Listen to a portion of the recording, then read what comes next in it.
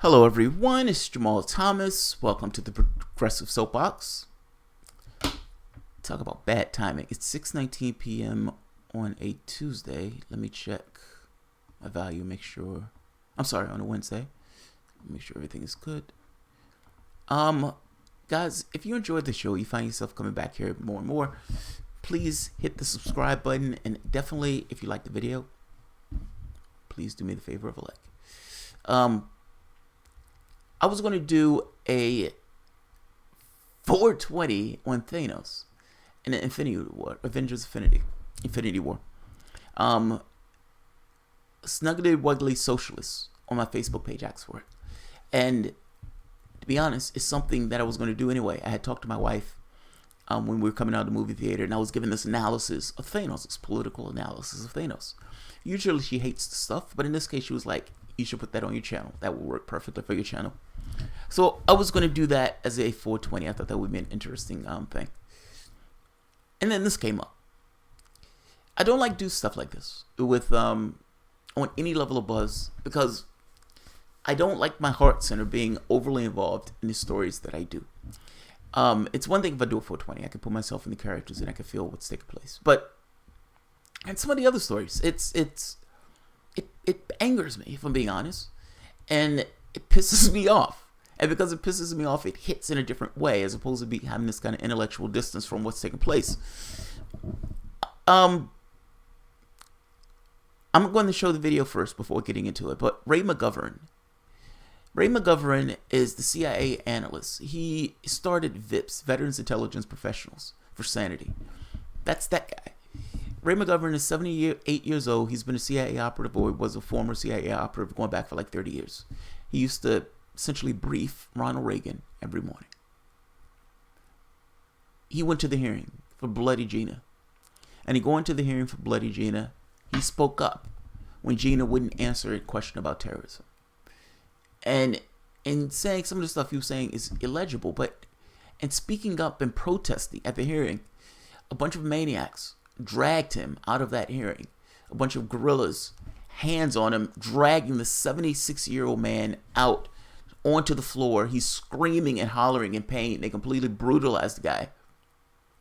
The honest man that spoke up, being dragged out and brutalized and roughed up by a bunch of cops, a bunch of trained guerrillas, thugs for the government, roughing him up and breaking his body in this way. He is screaming, saying, my arm, you're going to dislocate my arm. You're going to dislocate my arm. You're going to dislocate my arm.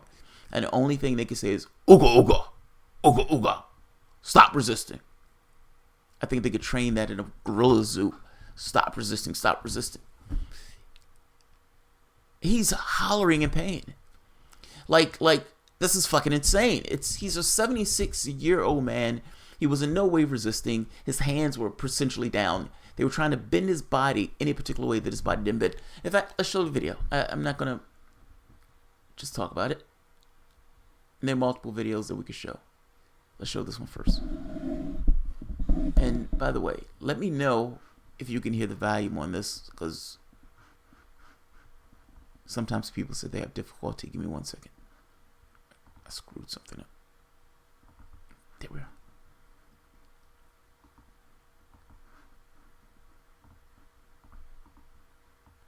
All right, let me know if you guys can hear the playback on this. And so let's flip it.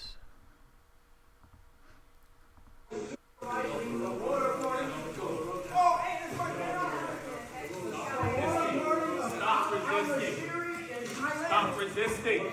Stop resisting. It's on the record. Stop resisting. And in many respects, you guys are going into secret fighting.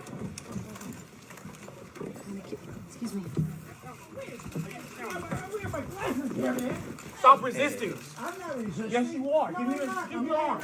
Give me your arm. I'm lying on. I bet you. Give me your arm. It's dislocated, Give man. me your arm. My left arm is. Give me your arm. My left arm is dislocated. Damn it!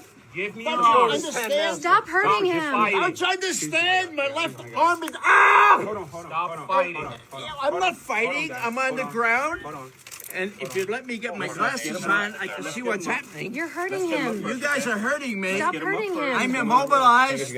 I'm immobilized. You're going to dislocate my shoulder again. And look, would you pick up my glasses before you step on them? Why does this require five people? We'll get you up first. Well, how about giving me a new pen? Hold on. We're going to get you up first. And we'll talk to you, all right? I can stand up by myself. No, we're going to get you up. We're going to Notice that the tone changes once the cameras start clicking. Click, click, click. You can hear it. You can hear all these people showing around, looking at what's taking place, and all of a sudden it's, hey, sir, we're going to help you up. We're going to help you up. We're going to help you up. No, before it's, stop resisting! Stop resisting! Stop resisting! He's a 76-year-old man on the goddamn ground. He's screaming to you that something is wrong with his arm, that his arm is dislocated. And the only thing that you can say, because the only thing you were trained in guerrilla school is, stop resisting. Stop resisting. His arm is literally messed up. His arm was messed up before. And he's screaming to these guerrillas that my arm is messed up. And I'm not saying race. I'm talking about what they do for a living. And I understand that everybody has something that they leverage in order to get something that they need. Meaning, you know, if you have a certain intellect, you may go into a field like physics or something like that. If you have some skill for maybe being empathetic, you might go as a nurse or doctor. If you have no empathy, and if your value system allows you to hurt and break and injure other human beings, then you could be a thug for the state. And they would give you money and they would put a badge on your collar and they would say, go out there and do those things and break those people, be robots for us. They literally dragged a 70-something-year-old man out, screaming at him, stop resisting, while he is screaming at them that my arm is messed up. Are you telling me that cops have no more moral sensibility, or not even moral sensibility, good goddamn sense to be able to handle situations without escalating them to the level that they're escalating them? Look at what they're doing to this man. They're literally dragging. And remember, this is the man who briefed Ronald Reagan. This is the man that briefed Ronald Reagan. A bunch of animals pulling on him. Let's keep going. Shame on you for hurting him. Myself. I'm not a terrorist. Sir, get up on your I'm a feet, CIA Roll him on the alumnus, side. 27 years, analyst and operations. Now sit up, sir. Waterboarding can never be Sir, are you going to stand up declared- for us, sir? I'll stand up. All right, come on, please stand up, please. Never be declared. Oh, look at this. Come on and stand up for us. Okay, All well, right. let me in here. Now you gotta pick up my glasses. Sir, we'll take care of that. We just want to get you up first, all right? Okay. All right. Waterboarding Come on and stand up. can never be Come on and tolerated. stand. Come on and have a seat. She personally supervised it in Thailand Come on at and the stand up. first black Come on and stand site. up. That's not a secret. Stand up, sir. That's Thank you. only a secret because she won't recuse herself. Take this one. She won't my left. All right, look. My left You one need is to dislocated. all right? All right.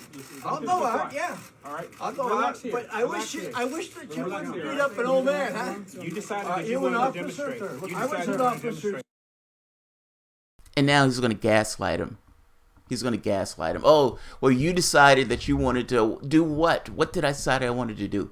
I wanted to protest in Congress on this. And you, poorly trained as you are, as many of them are all throughout the United States, has no capacity to deal with a 70-something-year-old man in a fashion that doesn't involve throwing him to the ground and ripping his arms and ripping his legs behind his back. You guys are pathetic. If that's the way that you're trained, that's pathetic. That's fucking repugnant. A 70-something-year-old man being dragged and beaten. I haven't even gotten to the reason that he was there. I'm getting to the point of the way you do your jobs, and you do these jobs this way all throughout the United States. This is not anything new.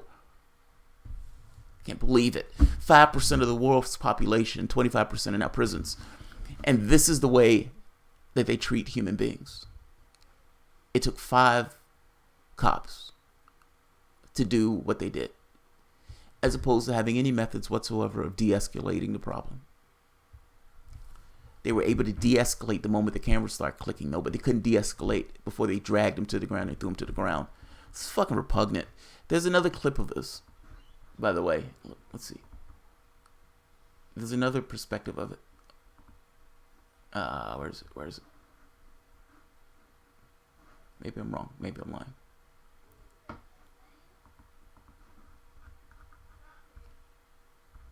Here, yeah, there's another perspective of this.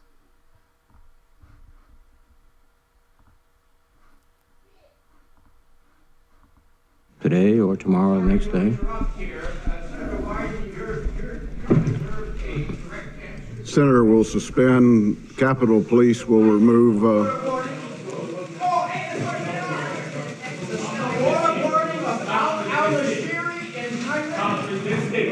Stop resisting! It's on the record. Stop resisting! You guys don't know the secret.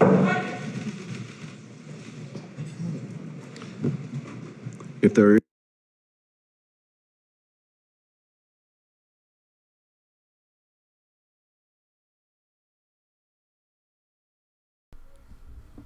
This is beyond pathetic. This is beyond pathetic.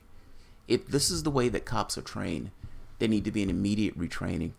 Are you telling me that you cannot de-escalate with a 76-year-old man? That's the only method of understanding. That's the only method you had at your disposal to go about taking those affairs. And if so, they need to be body cameras on each and every one of those people. They should not be out in the street without wearing any body cameras. If you're going to hire thugs to work for the government in this capacity, fine. They need to have some kind of leash on them. They need body cameras, and they need civilian oversight of those body cameras. That is horrendous. That is horrendous. Let me read part of the Vice article, because I want to get into something else. There's another part of this that's somewhat outrageous from a larger contextual point of view that goes beyond just what Ray McGovern was protesting. The protester who just got thrown out of Gina Haspel's information hearing used to brief Ronald Reagan every morning. Former CIA operative turned activist Ray McGovern got up in Wednesday hearing on Capitol Hill and demanded answers from Haspel, acting head of the CIA and President Donald Trump's nominee, to replace Mike Pompeo as CIA chief. While she promised not to create another torture program. Oh, isn't that nice? She promised not to create another torture program. I promise not to do it again. I promise not to do it again. That's great, Gina. She also wouldn't condemn the torture that took place at the CIA black site under her watch in the years after 9/11. When McGovern spoke up, at least 5 Capitol Police officers quickly detained him, warned him to stop resisting, and threw him out of the hearing in front of the Senate Intelligence Committee. The hubbub started when Senator Jack Reed, a Democrat from Rhode Island, asked Haspel about the morality of enhanced interrogation techniques. No, what is the morality of torture? Call it what it is. Stop this cutesy shit. The woman was a torturer. If you're going to confirm her as she is, a torturer. She's a torturer. And how it would react if one of the officers were tortured. She would consider a CIA officer being waterboarded by terrorists to be immoral. Reed wanted to know. Sorry to interrupt here, Ray McGovern said, standing up to the audience. Senator Wyden, you deserve a direct answer. Wyden, however, wasn't questioning Haspel at the time, so it was unclear what McGovern was referring to. At that point, Senator Richard Burr, head of the committee, ordered Capitol Police to escort McGovern out of the room. And as they did, McGovern yelled something inaudible about waterboarding. In the days leading up to the hearing, McGovern wrote an opinion piece denouncing Haspel's nomination headline, "Will a Torturer Become CIA Director?" In it, he claims torture is not only immoral, but also doesn't work. It simply produces false intelligence from the victim, who will say just about anything to put their torturer or get their torturer to stop. And that makes sense. That of course makes sense. Somebody is breaking you and torturing you, and you say whatever you need to say. How many times did they torture Abu Zubayr? It was like 100 and some times that they tortured him? You would think that if it worked, they would only have to do it one time. Somebody's kid signed up to be in the military, and that kid was used to essentially put water in somebody's mouth and pretend as if that person was being drowned over and over and over again. I'm pretty sure your parents would be proud. Look, the long part of this, and the other weird part of this, is the larger narrative.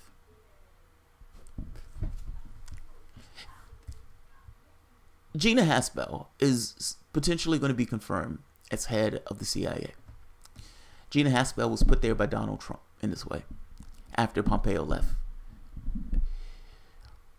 In being put there in this way, what am I trying to get at? I'm trying to get at the series of events. It's very possible that that woman is going to be head of the CIA. You have a bunch of hearings where these people are asking questions about this person who all of them know she was a torturer, All of them know that torture is against the law, and all of them know that she destroyed tapes to prevent that torture from being shown to the American public or to the wider audience. All of them know this. All of them know this woman broke the law. If that woman went to Europe right now, she could potentially be arrested and charged with war crimes. That's where we are. That torturer, Bloody Gina, is potentially going to be head of the CIA. An honest man steps up and says, this person is a torturer, and you're putting this person as head of the CIA, the organization that I was belonging to. What the fuck is going on with this? Is torture immoral? And what you participated in this case, was immoral. And they broke him for that. Like, it's hard to get across the oddity of the torturer sitting there without consequence, ripping apart other human beings without consequence. In fact, the person who she ripped apart was even the wrong person. And yet, despite it being against the law, she's sitting there potentially failing upwards. And the honest man who comes in and is saying, this is nonsense. You're putting somebody who broke the law, who flagrantly broke the law, and has the moral fluidity of essentially water. How are you putting this person in this spot? And for that honest act, that person was broken. That person was dragged out of the room. That person had his dislocated arm bent and maneuvered into odd shapes, despite him screaming to the cop that apparently didn't quite understand that as people got older, that their bodies didn't move in the same way. These people are maniacs, and they need to be retrained. And there's something weird and gross that the terror sits there. The terrorist, the person who is the torturer, sits there without consequence, potentially even failing upwards to be head of the organization that she worked under when she ran the black site, torturing other human beings. Repugnant behavior. And yet, she's maybe head of the CIA. Whereas the person who was honest in this process, the person who was trying to hold the government accountable, saying what the government is saying about Iraq is bogus, what the government is saying about this other thing is bogus, this Russian nonsense is bogus. And my experience working there for 40 years tells me that it's bogus. I've seen this before. I've been there. I understand what is taking place. This stuff is nonsense. The guy who's tried to expose it. It's not the torturer who broke the law that gets dragged out in that way. No, it's the guy who's trying to expose it. And it's the guy who's trying to keep that torturer from being put in the position as head of the CIA. That narrative is amazing. And that should give you some idea on what the world looks like right now. If the United States looks to the left, there's this repugnant playboy who essentially is killing and murdering and starving enemies. That's one of our friends. You look to the right, you have the other neighbor who is out there literally murdering Palestinians who are protesting the fact that their land is being stolen. They essentially have this kind of open air ghetto, and they are friends. They may drag us into a third world war, but we still can call them our friends. You look to the back and they're terrorists. Meaning, and I put them in the back because I'm saying we're shipping them resources and money in order for them to overturn that Israeli, the Syrian government. But they're doing our bidding in this way. They're attacking that government. Israel is friends with ISIS. We've been giving money and munitions to ISIS. So yeah, I'm considering them one of our friends. You look around and the people who are surrounding us as friends are maniacs. We are eschewing the European countries for maniacs. My mom used to say, you for the most part are reflected by your friends. What does that say about us? And then top it off, putting on the cake, Bloody Gina. Bloody Gina. Saying that this woman needs to head the CIA. The woman who literally should be in a prison for breaking U.S. law. It's amazing. Ray McGovern is a goddamn hero. And he did what he did because he wanted to get that information out. And even as they dragged him away, you heard him explaining everything that the woman was doing and why putting her in that position would be a horrendous idea. That's amazing. cops in this country need massive retraining. I can't believe they did that to that 70-some-year-old man. Think about that. I mean, between the two people in this situation, he is the honest broker. He is the one who's trying to explain this stuff to the American public and get this out. This woman tortured human beings. This is not in question. This is not hyperbole. This woman was involved in torturing other human beings in a black site. This woman destroyed the evidence that she was torturing human beings at a black site because she didn't want people to see some of the nasty, disgusting, depraved things that they were doing in that place. And trained guerrillas come in, and between the two people, the torturer and the honest guy, they bash the shit out of the honest guy. It's amazing. Absolutely amazing. We are literally pushing Europe away. I always say, your associations, to some degree, they do get across some aspect of you, if not the totality of who you are. How are you friends with somebody if you're not similar to the person who you're friends with? What do you have in common that's allowing that to take place? Something has to be there. And right now, when you look around, it looks like our friends are fucking maniacs. And if our friends are fucking maniacs, what does that say about us? And the person who they're putting up there as the top of this is fucking, she's a torturer. There's nothing else to say about it. She's a troglodyte. Like, it's insanity that this is the person who they're literally going to put in that slot as head of the CIA. That gives you a complete disposition of what the CIA is going to be under Trump. I understand all these people think Donald Trump is playing three-dimensional chess. You people are idiots. And I don't mean that in a bad way, but you guys are useful idiots. I would say, let history be a lesson to you. And look back at lefties with Obama. And in lefties with Obama, look at the disillusionment that took place in the second term when they realized Obama wasn't playing any chess at all. This was just who he was as a person. These were his values. He was fundamentally a Republican. So yeah.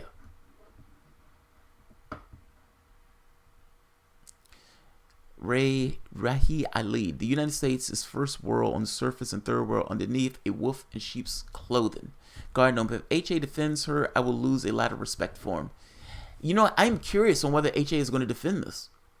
I'm curious. I mean, it's like, do you defend everything that Trump does? I mean, at some point, it looks like you would take a disposition of saying, oh yeah, that's too gross. That's too gross. Donald Trump putting this despicable woman as head of the CIA. And look, I get it. I know I look at this world from a systemic point of view. These things can't necessarily be taken out as purely blocks of their own. You have all these factors interacting with other factors. And those things push people to be in certain dispositions that they end up in. But I don't care. The woman was a torturer. And the idea that you're going to put her as in that slot. It's bad enough that she's not in a prison cell. It's bad enough that the people who told her to do that is not in a prison cell. It's bad enough that the people who told them to do it is not in a prison cell. But Obama wanted to look forward. He didn't want to look back. And now that he's looked forward and not back, he didn't do anything about the rot that was actually in the system itself. He let that ride. And now we have this person, this despicable human being, as potentially head of the CIA. This is a fucking travesty. Fucking travesty.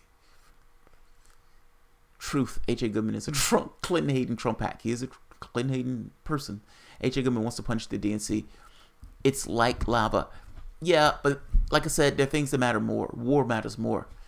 He can say whatever he wants about, oh, there's not going to be a war with Iran. He doesn't know what he's talking about. I'm sorry, he has no idea what he's talking about. These guys have been lining up for this. He wants to believe that Trump is something. I don't know what he wants to believe. Or he wants to use Trump to attack Democrats, whatever. War matters more. War matters more. It's not about attacking the fucking Democrats all the time. Everything is not about Hillary Clinton. You have this thing where they're lining up against another country. Do you know the sanctions in Iraq kill like 500,000 people? Think about that shit. Iran did nothing to break this deal. A squat. Trump pulled us out of this deal, breaking a multinational agreement. And in doing so, surrounding himself with Saudi Arabia and Israel, choosing his sides, and a bunch of terrorists. While the European nations at this point are at odds. And not just at odds with us from a financial standpoint. because we are talking about attacking their businesses with sanctions. So it's not just sanctions on Iran, it's also sanctions on European businesses. He's incompetent. And he's an ideologue. And for whatever the reasons that he's doing this is consequences. This is one of those consequences. So, yeah. Iran exists, that's enough for Bowden and Balthazar 228. Was that's enough to go get him? Lisa Hauserman. I think the problem with HA is that he's a Zionist. He really defends Israel quite a bit. Yeah, he is. No, he's an unabashed Zionist. That's the problem with HA. All this stuff is, it's weird. It's like, how on earth do you believe you own a particular parcel of land that somebody else was in? That's so bizarre. That's this kind of weird religious belief that's in this kind of political quagmire that's self-justifying, if that makes sense. It's like white racists in the South trying to defend the position of keeping blacks in a certain disposition. Well, I mean, this is our property. This is our property. This is our property. We're white. We're just better. We're superior. Clearly we're this way. God made it this way. Justifying what has taken place in regards to the raping of Africans of their labor. Or even going up to Jim Crow laws, segregation laws. All of those things were in some weird way being justified by the society itself in the way that society justified its actions. It would come up with these rules and guidelines and everything else and said, this is why the society is the way that it is. And this is the justification for the society to be this way. Zionism extraordinarily similar in this case. This is why society is the way it is. We're supposed to be here. This is self-justifying. It's just fucking lovely for us, isn't it? Sucks for you guys. We have the backing of the United States. We have nuclear missiles. Sucks for you. Sad day for you. We can kill you with impunity. We can murder you with impunity. We can steal your property with impunity. We have a military occupation. And then they hate the point when you call it an apartheid state. It's exactly what it is. It's exactly what it is. I've been to Israel. It is a beautiful country. I've said it on multiple times. When you walk out of Egypt, Iliad, and you get into Iliad, it looks like Little America. It is gorgeous. It is absolutely gorgeous. But I don't need my foreign policy tied to Israel or any other country for that matter. I don't need it. It is not in the United States' best interest to remain in this kind of allegiance with Israel in this way. It is a problem. We need to untether ourselves from that country immediately. Many of the problems we have in the Middle East are direct result of our involvement and engagement with Israel. Yeah, being a Zionist biases you immensely. That's what it boils down to. This is a fucking horrible deal. And this idea that Trump is not going to attack Iran, that's nonsense. You have people who are probably supporting George Bush saying the same thing. Bush is not going to attack Iraq. I mean, and that's whatever. Bashar al-Assad.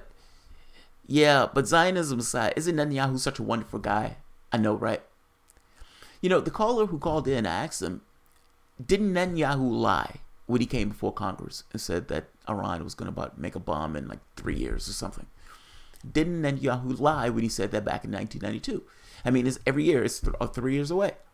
I was trying to make this point that he's a proven liar on this front. He's lied before, and even when he was giving that speech, he was lying through his teeth as he gave that particular speech, talking about the bomb and everything else. It was nonsense. He's a clown. Now, I understand they may give him a little bit more credibility. I give him none. He's lied multiple and numerous times. He's a political hack that has a hard-on for Iran, and he wants the United States to be the power to do it because he doesn't want to get involved from the standpoint of this taking it on his own. Yeah. He has no credibility. He has zero credibility. You don't have to attack to instill fear. Laura H., that's true, by the way, Laura. That's extremely true. It's like lava. Does HA support Netanyahu? I have no idea. He's a warmongering, yeah, and potentially a criminal. There were criminal charges potentially being opened on Netanyahu. Last time I read in the Israeli paper. Yeah, he's a warmonger. He's perfectly okay with stealing that land. And he understands that as long as you can keep this fig leaf open of negotiation and all this other stuff, you can continue to take more and more land because the European nations are going to do squat to prevent it.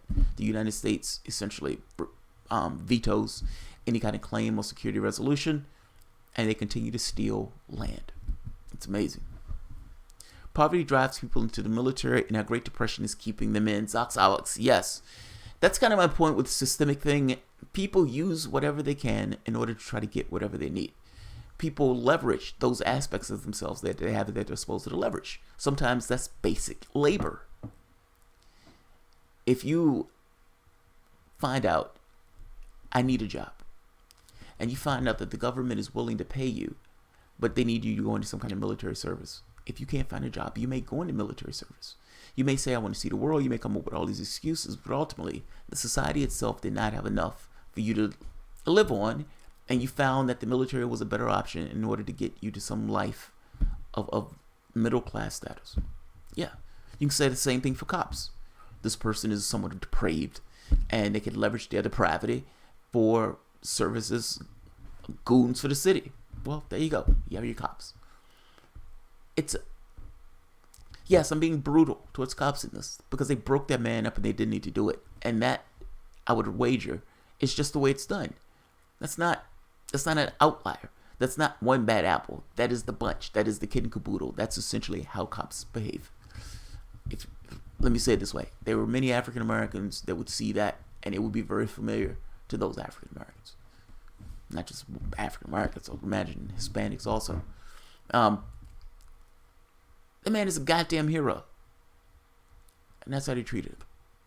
Is there any way you could have de-escalated that without breaking and pulling and tugging and literally grabbing and ripping at a dislocated shoulder, screaming, "Stop resisting!